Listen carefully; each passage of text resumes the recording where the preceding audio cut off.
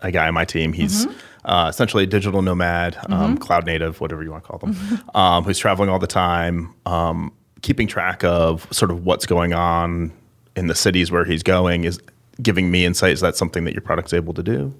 Sure, absolutely. So typically the user from the company perspective is twofold. It's the security department, so typically in the GSOC, the Global Security Operations Center, and they'll have that up on a big screen and they can dive in and do analysis to not just see where their assets are globally, and if they're in close proximity to crime, and manage crises like the protests in Hong Kong, getting people to safety, et cetera.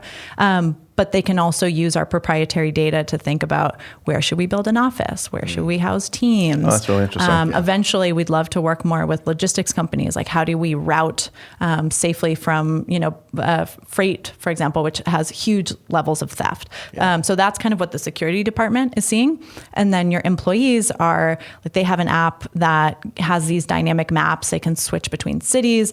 And then it's all built around the so what, like I mentioned. Right. It's all built around how do you make this actionable and relevant for people's lives. So if he was your asset, you could go, into the security department and say, like, where is he? How's he doing? Let's say a massive earthquake happened in Mexico City, right, which has happened many times while I was there. And it's like total chaos for companies. We worked with one company that has 1,500 people in an office in Mexico City. It took them 8 days to get in touch with everyone, to, get a count of where people were, wow, if they needed resources. And then also, you want to make sure your people are safe. And then you also want to make sure that you're getting back to business as soon as possible, because all the productivity lost in an event like that. So we help companies, once something does happen, get a count of people quickly, and then get back to business continuity.